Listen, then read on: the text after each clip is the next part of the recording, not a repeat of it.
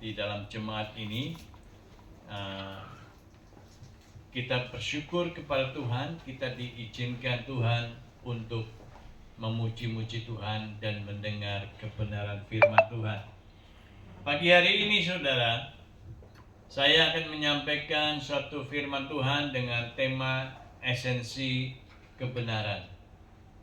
Ya, kebenaran, esensi kebenaran ini bisa diartikan, kita bisa berkata bahwa hakikat kebenaran, ya, hakikat kebenaran. Dan apa sih sebetulnya kebenaran itu yang ada di dalam dunia ini?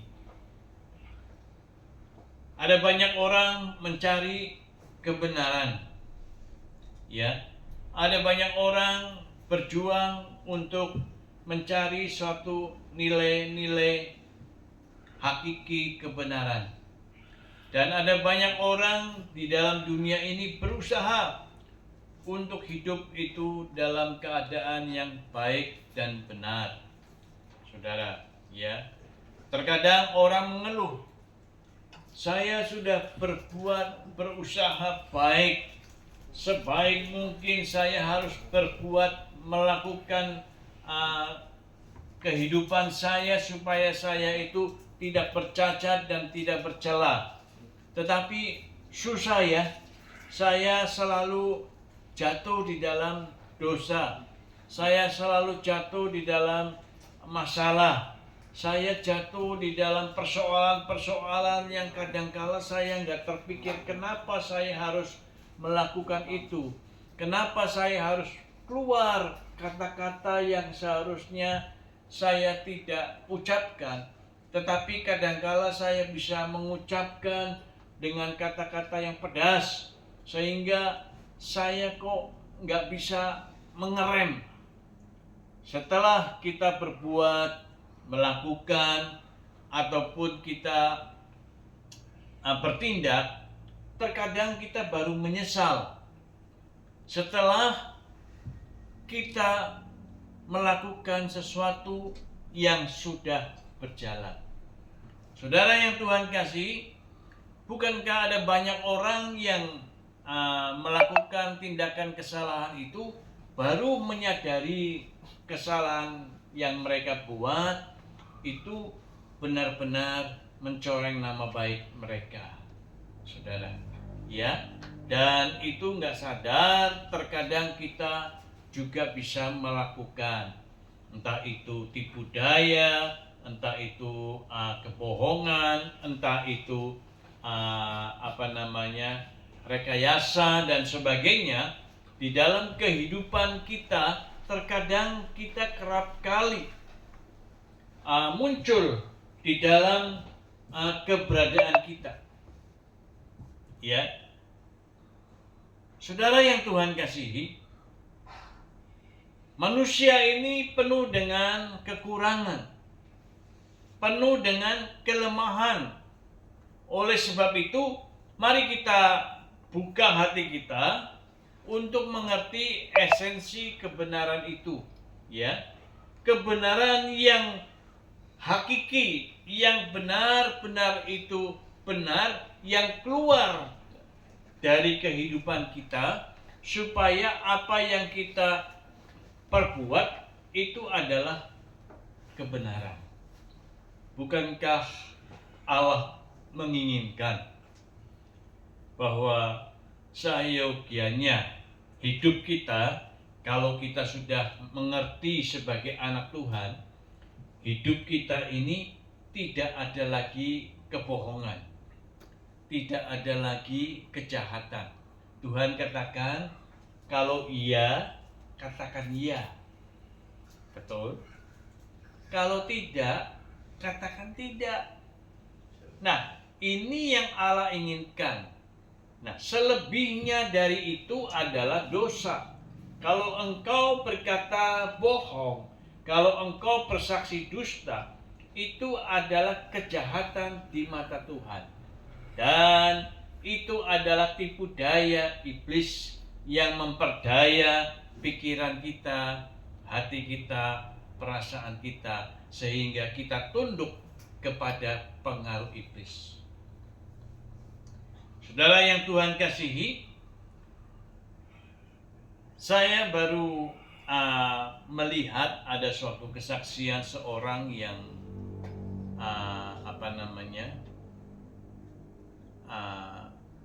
datang kepada paranormal, kemudian dia bertanya-tanya mengenai nasibnya dia, padahal orang ini adalah anak Tuhan.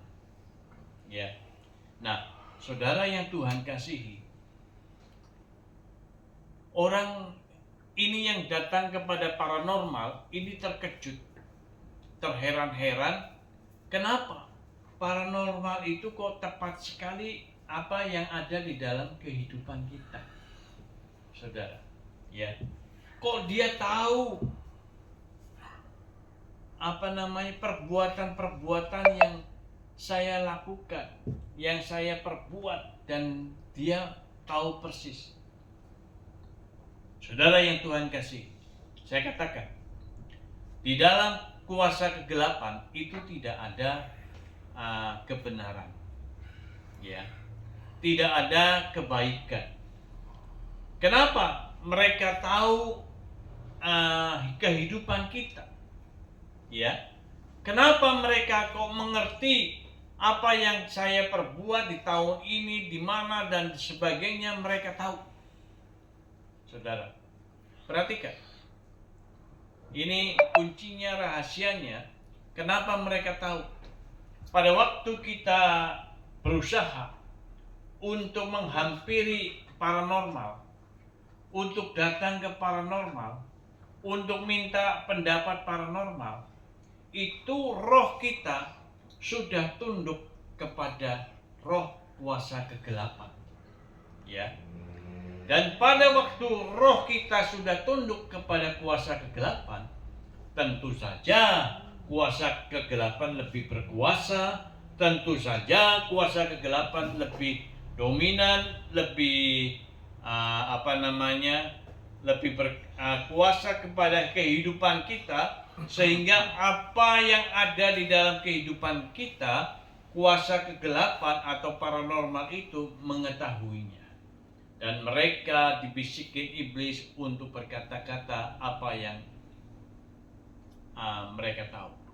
Saudara, kalau saja kita ini berontak, tidak tunduk kepada paranormal, paranormal itu nggak akan tahu kehidupan kita. Paranormal itu tidak akan mengerti apa yang ada di dalam kehidupan kita. Saudara, oleh sebab itu jangan engkau tunduk kepada kejahatan. Kalau engkau tunduk kepada kejahatan, tipu daya iblis itu akan menghampirimu dan akan menguasaimu. Dan kuasa kegelapan akan berkata nanti, kalau begitu kamu harus melakukan ini, ritual ini, supaya engkau diberkati. Ritual itu bahkan mandi kembang, 7 macam kembang, mandi di tengah malam hari, kemudian bertapa dan sebagainya, kosongkan diri. Nah, ini tipu daya iblis. Dan oleh sebab itu iblis tidak pernah memberi sesuatu kepada kita itu gratisan. Ya, kita akan kecewa nanti pada waktu kita menerima gift daripada kuasa kegelapan, kebohongan itu, dan mereka akan menuntut engkau apa yang mereka mau, saudara. Oleh karena itu, saudara, esensi kebenaran ini yang bagaimana? Yang seharusnya kita lakukan, kita perbuat, saudara. Lain lagi, di dalam dunia bisnis, ada banyak orang yang berusaha untuk bisnis secara benar-benar. Ya, terkadang ada bisnis yang dijahati oleh kawan bisnisnya sendiri. Ya, mereka berargumen dan mereka berusaha untuk menjatuhkan lawan bisnisnya, saudara. dengan tipu daya, dengan cara-cara yang licik, dengan cara-cara yang nakal, mungkin dengan mengelabui apa yang mereka hasilkan. Mereka buat sesuatu yang tidak benar dan mereka bisa sebarkan kepada banyak orang melalui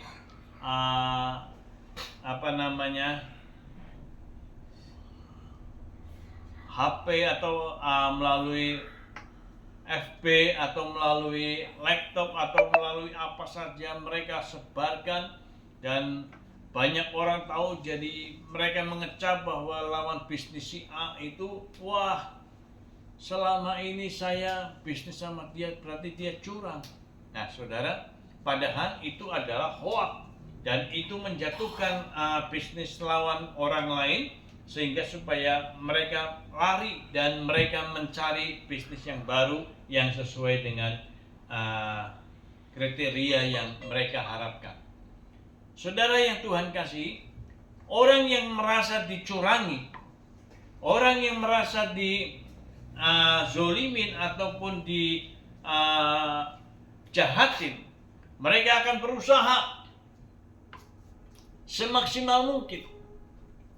Ya, mereka akan berjuang, akan mengadukan nasibnya, bahkan mereka akan memajukan perkaranya, bahwa bisnis saya dicurangi oleh si A, saya akan adukan ke polisi.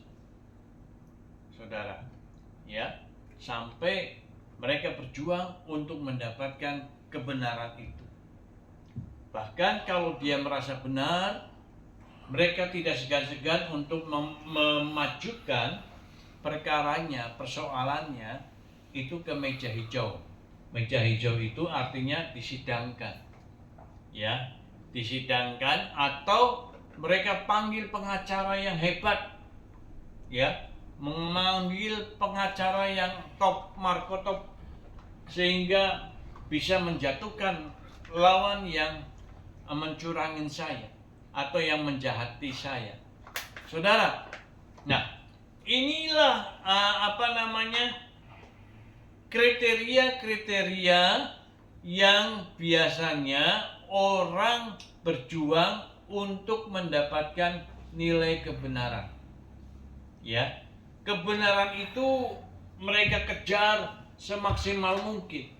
Bahkan kalau mereka mampu membayar, mereka bayar, cari pengacara yang benar-benar hebat, kemudian bayar dengan harga yang mahal, ratusan juta, untuk membela perkara saya, menjatuhkan lawan bisnis saya.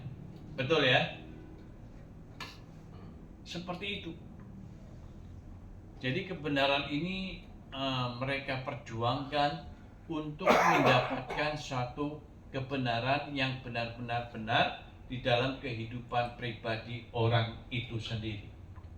Mereka berani bayar mahal. Mereka tidak mau tahu yang dulunya mungkin lawannya ini adalah teman karibnya. Biasanya orang yang berantem begini dulunya itu biasanya teman dekat, teman main, ya, dan bahkan sering jalan bersama, tetapi akhirnya mereka saling menjatuhkan karena mereka ingin mendapatkan suatu income yang lebih besar dan hanya satu-satunya dia yang memiliki. Oleh sebab itu dia tidak mau tahu, pokoknya saya harus menjatuhkan teman saya ini walaupun dulunya baik. Tetapi orang yang dijatuhkan atau diperkarakan masalah seperti itu, mereka juga berjuang, mereka melawan. Wah, walaupun dia teman karib saya dulu, dia kok jahat ya, kok tega. Nah sekarang ada banyak suara yang keluar, saya nggak nyangka teman saya yang baik itu kok nipu saya. Betul? Pernah ada yang berkata seperti itu, Bu Epon? Pernah, ya? Pernah mendengar kata-kata itu? Saya nggak nyangka orang yang sebaik itu kok utang sama saya nggak mau bayar. Kalau apa-apa ngomongnya yang lain, tapi nggak pernah ngomongin nanti ya saya belum bisa bayar, mungkin minggu depan deh kalau ada rezeki saya bayar, saya usahakan. Nggak pernah, nggak bayar-bayar sudah berbulan-bulan, mungkin sudah bertahun-tahun. Nggak nyangka mereka lupa, melupakan. Sebetulnya lupa enggak, ya. Seperti saya pernah meminjami orang duit, ya. Kemudian dia minjam dengan menangis sejadi-jadinya, saudara, ya. Minjam dengan sejadi-jadinya. Aduh, Pak Yonatan, tolongin saya. Kalau saya nggak ditolongin, ini sepeda motor saya satu-satunya untuk Gojek, untuk ngantarin sekolah dan sebagainya, disita sama debt collector. Nangis sejadi-jadinya. Aduh, ya. Terus bagaimana? Ya pokoknya saya mau cicil, Pak Yonatan. Sebulan sekali saya mampu untuk membayar. Sampai sedikit pun, 1 perak pun dia nggak kembalikan ke saya. Sampai akhirnya yang pinjam itu orangnya meninggal. Nggak tahu sekarang, sudah meninggal, saudara, ya. Nah, orang yang seperti itu kadangkala kita berbicara, aduh, minjamnya baik-baik, nagihnya sampai berantem, ya toh. Ada banyak orang yang berantem gara-gara utang piutang, betul, Bu Manyo? Betul ya? Ada banyak orang, ya, entah itu utang kepada bank keliling, ya, bank keliling sampai kesal. Setiap saya ke rumah ibu, nggak pernah, pintunya ditutup terus. Kapan mau bayar? Saya belum punya duit. Ya, kapan mau bayar? Nah, saudara, berantem sampai tetangganya tahu, oh, dia pinjam bank, apa istilahnya, bank keliling, ya. Itu dia, saudara.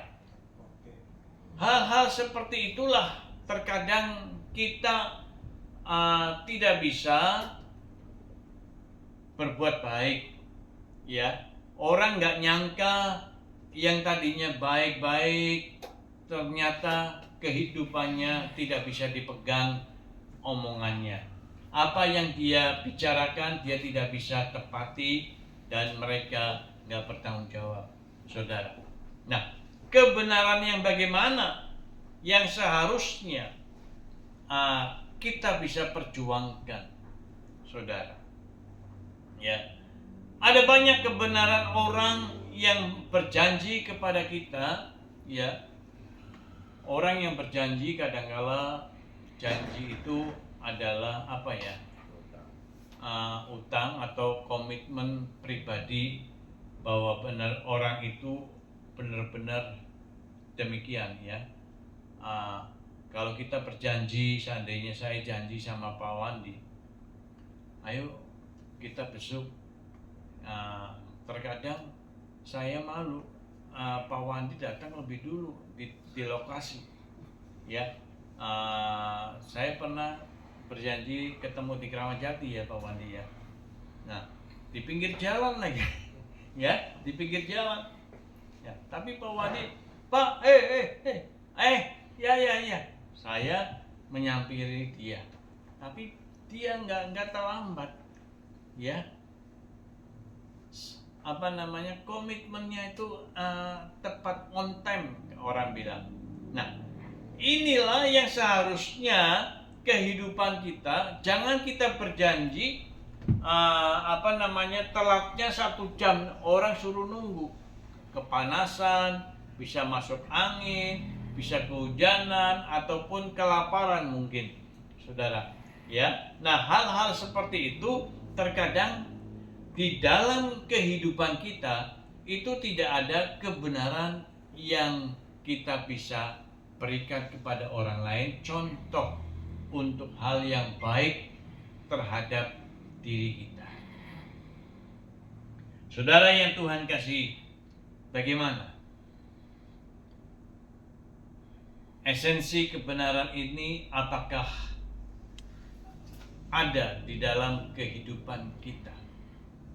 Saudara, esensi kebenaran itu harus kita punya dan kita miliki, dan kita merasakan bahwa Allah itu adalah benar dan kita harus benar. O'Neil,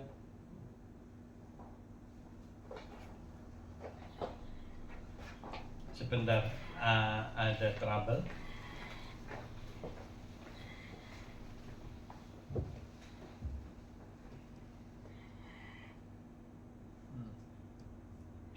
Ya, baik. Ya. Ya, baik saudara, saya lanjutkan. Kebenaran itu harus kita perjuangkan. Ya. Sebab seperti seorang pakar yang bernama Profesor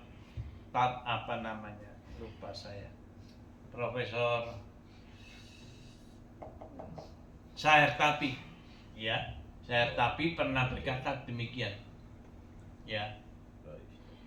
Biarpun kejahatan, biarpun kebohongan lari secepat kilat, tetapi kebenaran akan mampu mendahului di depan. Saudara, Profesor Sahertapi dia mengatakan itu dengan bahasa Belanda, karena dia memang jago bahasa Belanda, ya. Sahertapi dia berkata begitu, saudara. Artinya tidak perlulah kita membesar-besarkan kesalahan atau mencari-cari kesalahan. Tidak perlulah kita bermasalah dengan suatu persoalan kebohongan, ya saudara.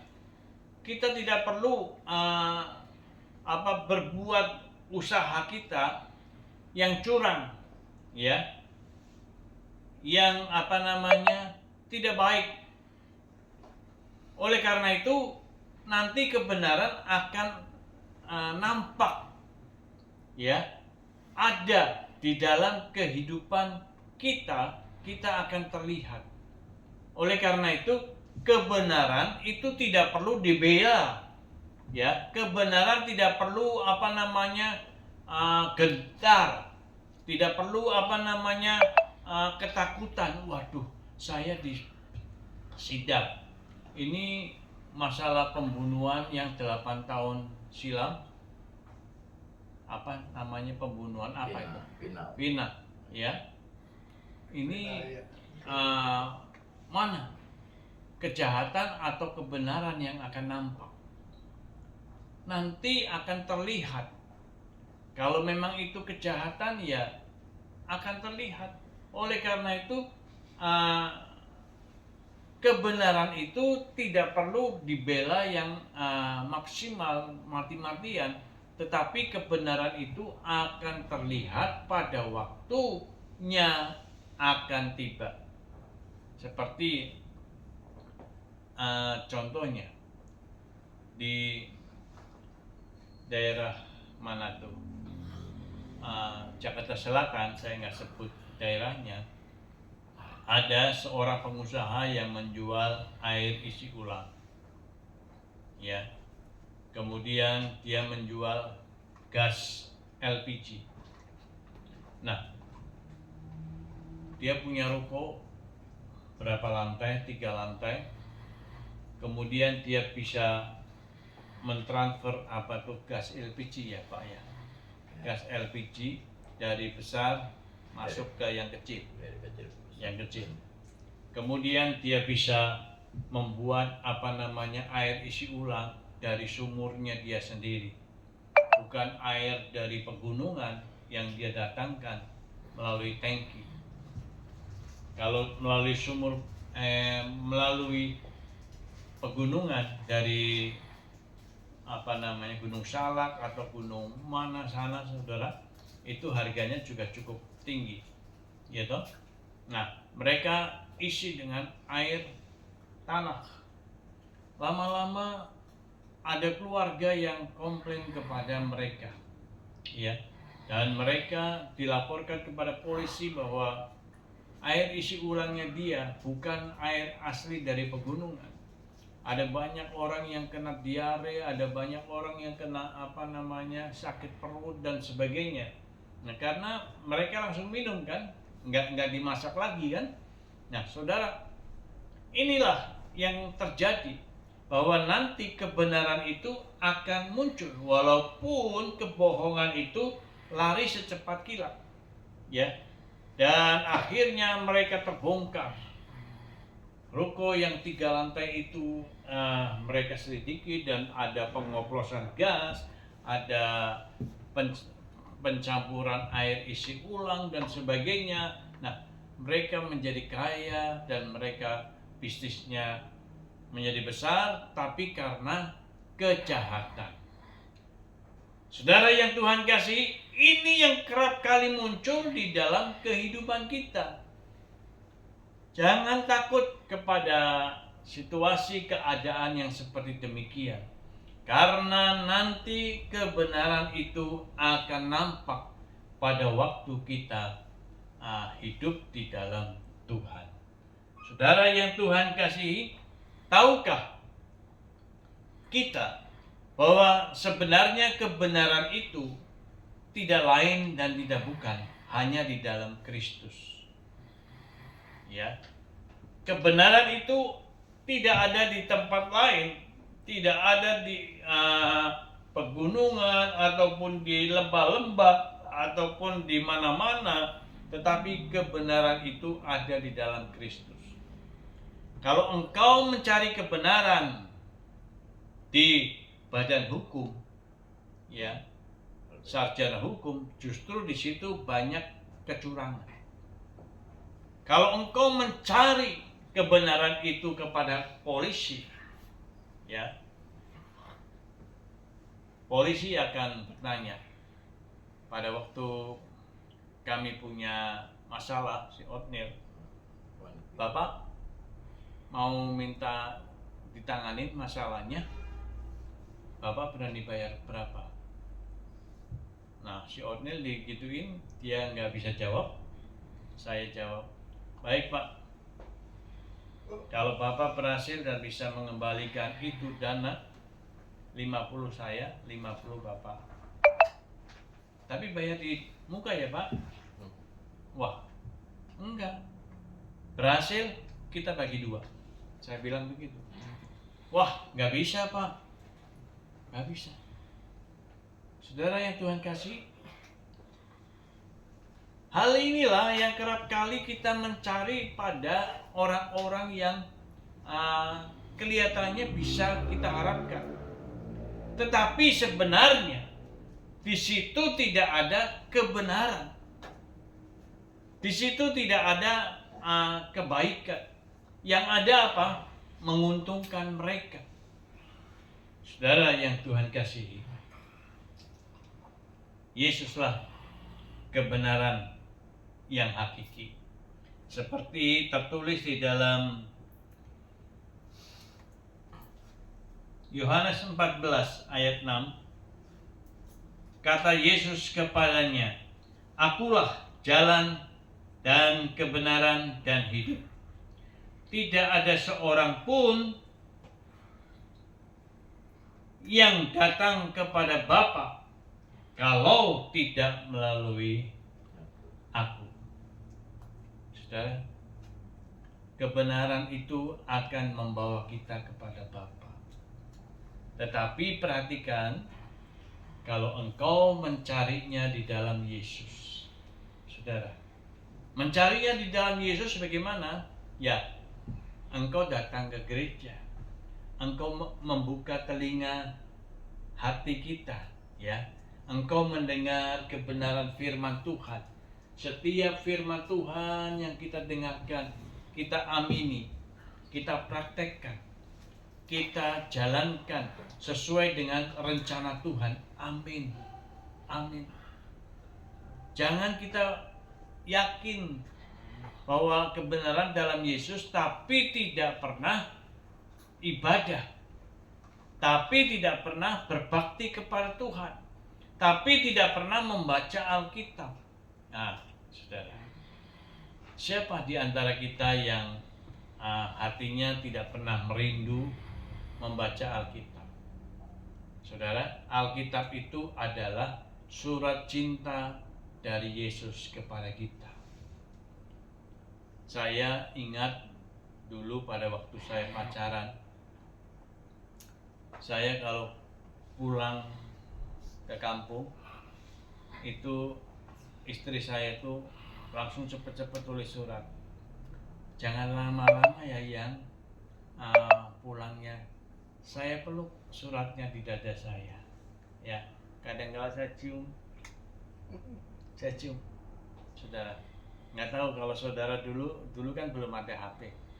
Jadi langsung suratnya itu dipost kilat khusus. Jadi sehari nyampe, saudara. Nah, hal itulah yang membuat kita itu bahagia.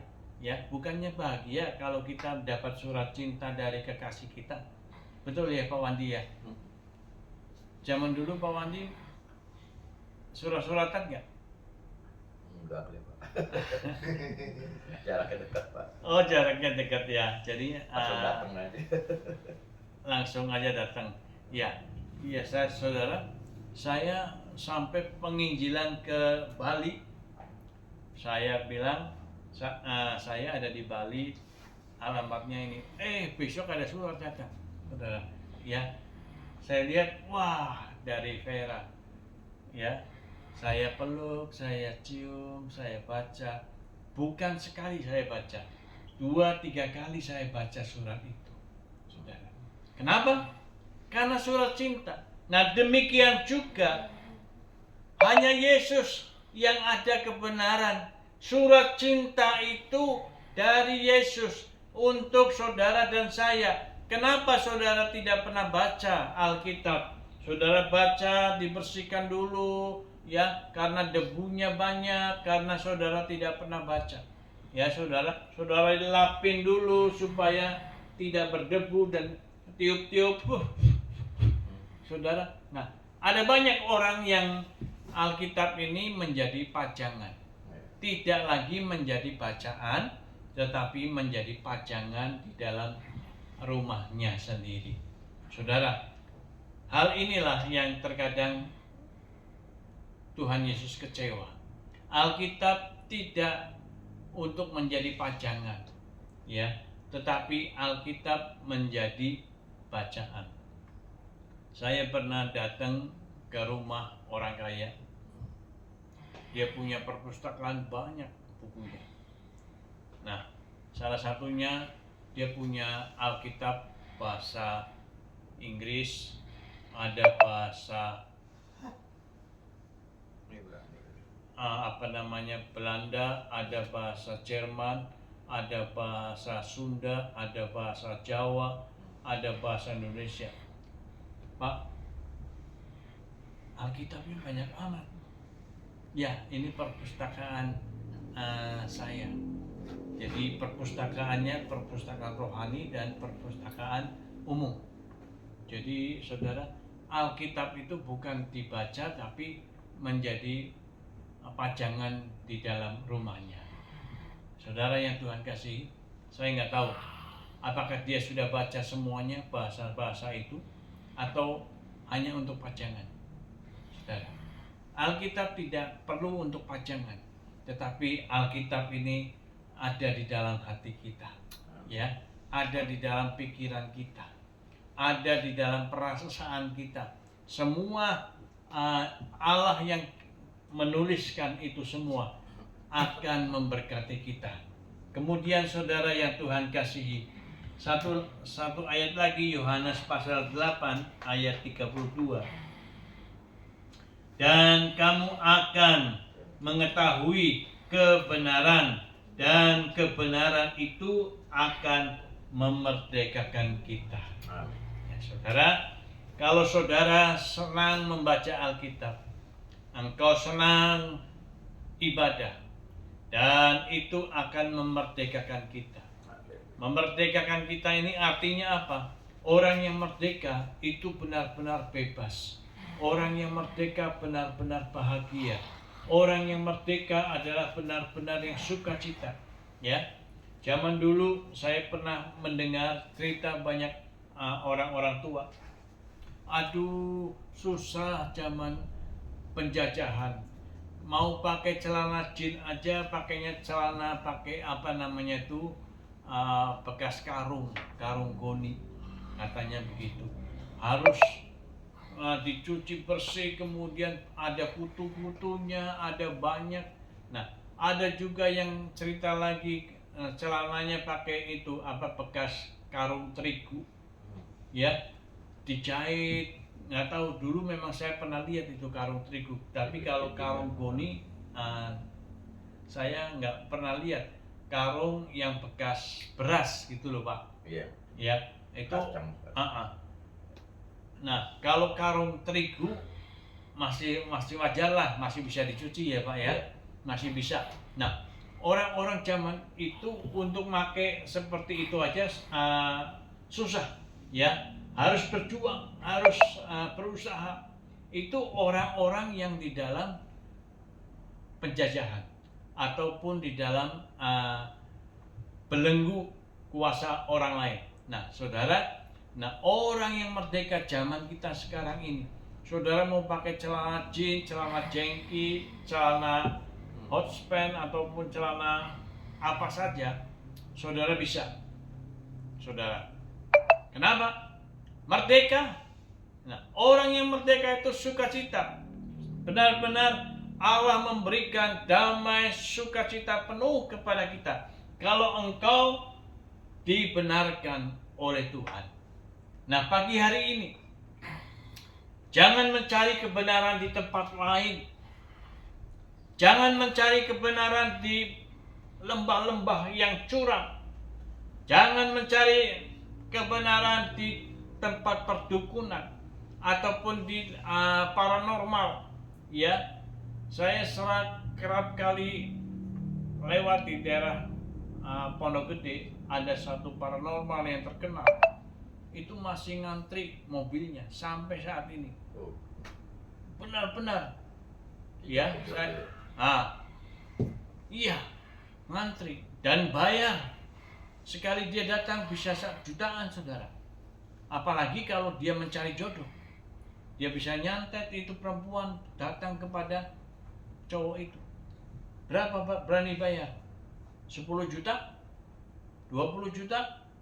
Saya kerjain, saudara. Nah, hal-hal seperti itu saya dengar. Mereka mencari hal-hal yang tidak benar. Oleh karena itu, jangan mencari di tempat-tempat seperti itu. Tapi carilah kebenaran itu di dalam rumah Tuhan. Amin. Amin. Mencari di rumah Tuhan. Memang ada harga yang harus bayar. Kita harus bangun pagi. Kita harus siapkan baju yang baik untuk datang ke gereja. Kita siapkan uang untuk persembahan, untuk ngojek ataupun naik mobil omprengan dan sebagainya. Kita harus bayar. Tetapi perhatikan, pengalaman saya kepada Tuhan pada waktu saya masih kuliah, saya hanya berdoa, Tuhan, saya punya dompet, nggak tahu isinya dari mana, Tuhan sendiri yang isi dan Tuhan atur pengeluarannya. Jadi semua itu tidak akan kekurangan pada waktu kita mencari kebenaran, pada waktu kita mencari Tuhan. Amin. Amin. Amin. Amin. Saudara yang Tuhan kasih, kita aminkan. Ada harga yang harus bayar untuk kita mencari Tuhan. Ya, tetapi Tuhan akan kembalikan. Baik itu kesehatan kita. Saudara, saya sukacita kalau badan saya semuanya sehat. Ya, saya terima kasih kepada Tuhan. Tetapi badan saya masih nggak enak badan ini. Saya ada 2 undangan yang saya cancel. Satu undangan di Cikampek di hotel mewah di sana. Satu lagi di Tegal. Saudara saya sendiri yang mirip. Saya bilang saya nggak bisa datang dalam kondisi seperti ini. Oh ya, nggak apa-apa. Doa saya supaya sehat ya kok. Ya, terima kasih, saudara. Tapi kalau Tuhan memberkati kita kesehatan, kita mau kemana saja, kita bersukacita. Kita mau makan apa aja, sukacita, saudara. Oleh karena itu, ayo cari kebenaran dan kebenaran itu akan memerdekakan kita. Amin. Tuhan memberkati kita. Haleluya. Mari kita palangnya mana? Haleluya.